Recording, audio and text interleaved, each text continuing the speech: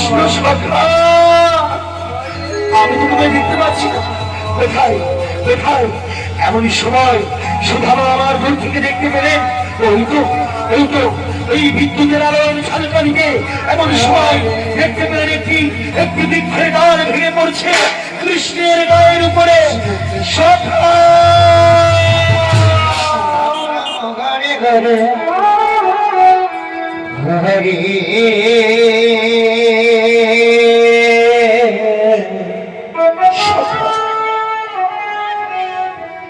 কৃষ্ণ কৃষ্ণের অঙ্গে আঘাত কি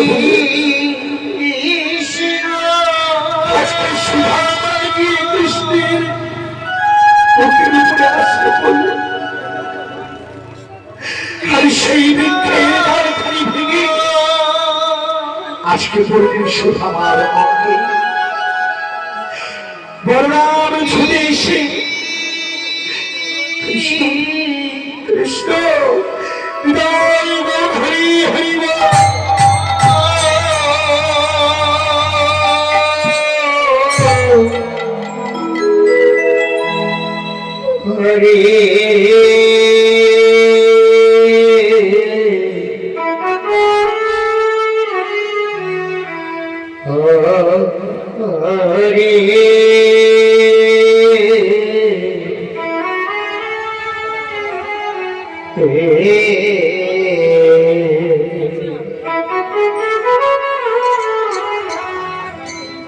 হরে হরে রাম তোর লাগেনি তো ভাই? না দাদা, আমার এতটুকু লাগেনি। যদি লেগে থাকে লেগেছে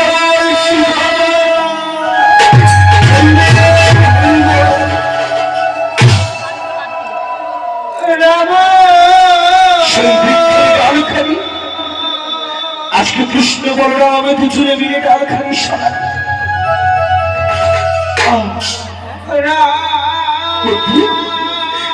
বন্ধু বন্ধু, তোর লাগেনি তো বন্ধু? লাগেনি তো?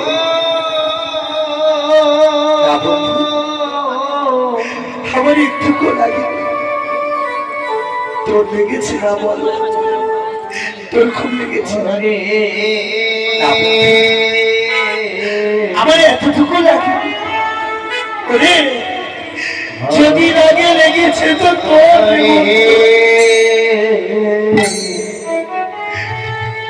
আমার বন্ধু রে, এ জগতে যত আঘাত আমার লাগুক রে বন্ধু,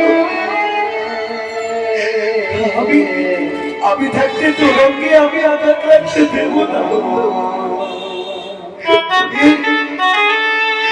তুই যে কৃষ্ণ, তুই যে আমার প্রাণমন। হরি হরি হরি হরি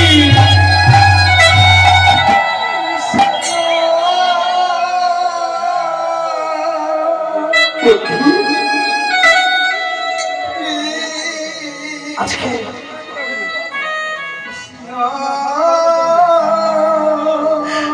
আজকে আমার কি প্রাণ বাঁচাতে তুই নিজে গিয়ে ছাপিয়ে পড়লি।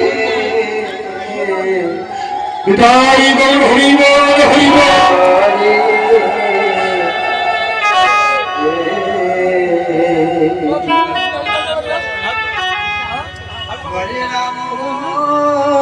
আজকে তোর যদি কিছু হয়ে যেত, আমি গুরু বাবার কাছে গুরু মায়ের কাছে গিয়ে কি বলতাম বলতে পারিস? কৃষ্ণ ও কৃষ্ণ, এ জগতে তুই যাকে বাঁচাস তাকে মারে কে, আর তুই যাকে মারিস তাকে বাঁচাই কে রে বন্ধু? তবে একটা কথা কি জানিস বন্ধু, গাছের ডাল ভেঙে পড়েছে আমার অঙ্গে, আমার লাগি। আমার লাগতো যদি তোর অঙ্গে আঘাত লাগতো, তাহলে আমার লাগতো বন্ধু।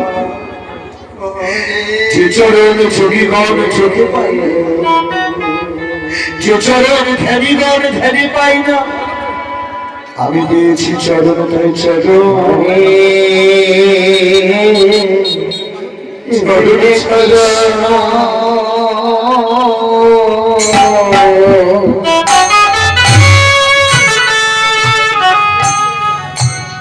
চরণ ছাড়া